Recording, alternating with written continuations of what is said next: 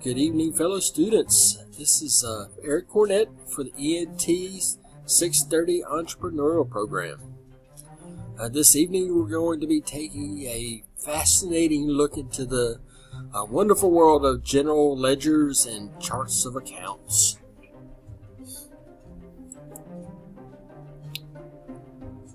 First, let's start with general ledger. A general ledger is used by companies to arrange and store transactions. The general ledger is arranged typically by 7 classifications. They are assets, liabilities, stockholders, operating revenues, operating expenses, non-operating revenues and gains, and non-operating expenses and losses.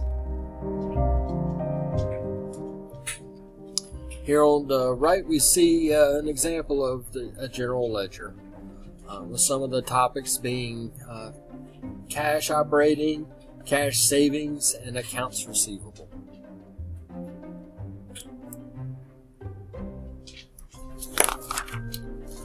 Next, for charts of accounts.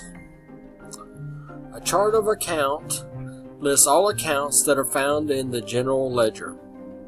Every account has a reference number to identify them.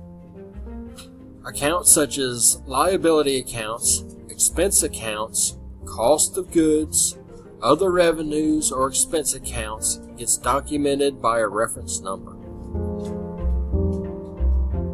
Now here, if we look on the right, we see a good example of a charts of account.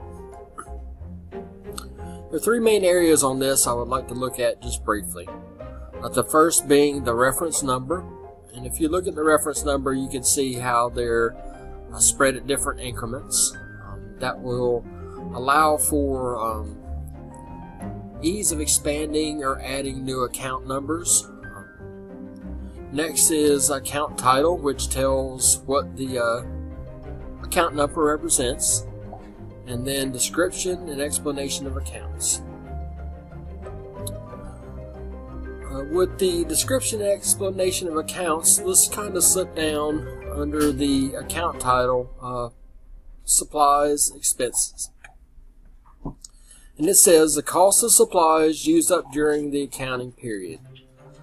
One of the things I liked about this is if you see how it goes from 540 to 560, it leaves plenty of room for expanding if you decide you want to branch out with the supplies expense.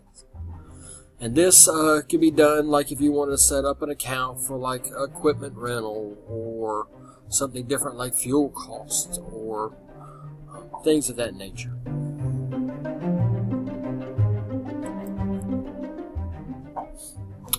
Now for the 7 classifications.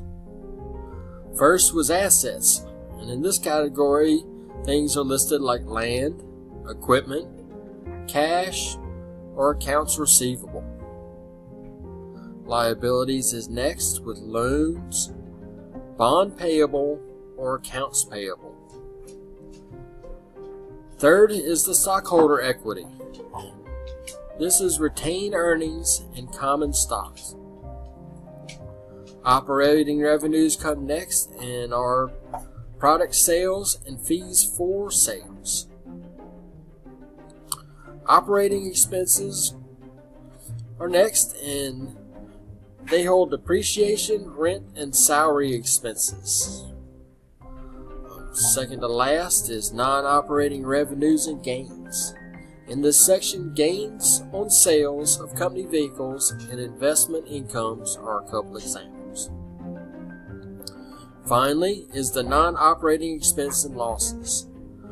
These cover interest payments, and like a mirror reflection of the gains, losses can be equated like loss on sales of a company vehicle.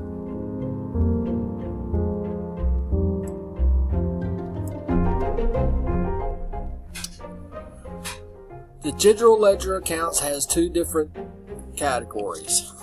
The first being the balance sheet accounts, and the next is income statement accounts. First, the balance sheet account is used to address the accounting concerns found in the first 3 classifications. which are assets, liabilities, and stockholder or the owner's equity. The income statement accounts is also called a temporary account and is used to close out at the end of the year to start a new year with zero balance. The income statement accounts cover the 4 remaining classifications, which are operating revenues, operating expenses, non-operating revenues and gains, and non-operating expenses and losses. Now for chart of accounts. Yay! Woo!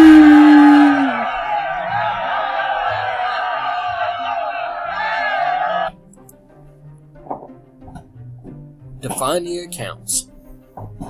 When setting up a chart of accounts, a person needs to decide what type of accounts are going to be needed when operating the business. There will be different accounting needs for different businesses.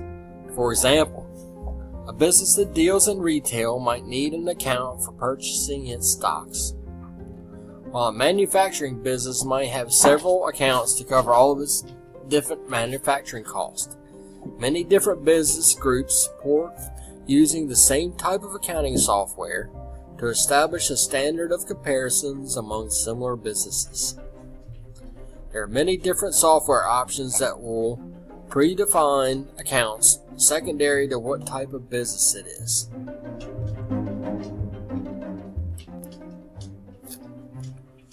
According to netmba.com, there is a trade-off between simplicity and the ability to make historical comparisons. Keeping things simple makes for an easy accounting system. Opting for a more advanced one will allow for more in-depth record keeping. This would give the business the ability to have historical data available for future comparisons.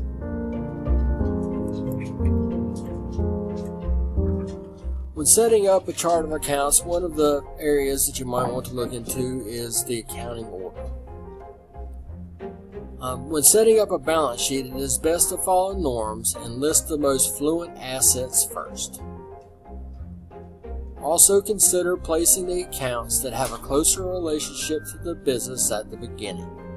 Examples of this are revenues and expense accounts. In other cases, businesses simply have set up the chart of accounts according to their alphabetical order.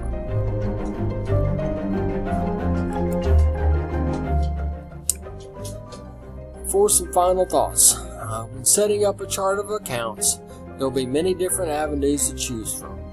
When choosing which is best for your company, look at things like what type of business you want to operate or how in-depth records you want to keep in order to create quality data points. So to finish, do a little research and find what type of software is best for your business needs. Once again, my name is Eric Cornett, and this has been a look at general ledgers and chart of accounts for my ENT 630 entrepreneurial class. Thank you guys for your time. And here are some references and where I collected my data. Once again, good luck to everybody in class.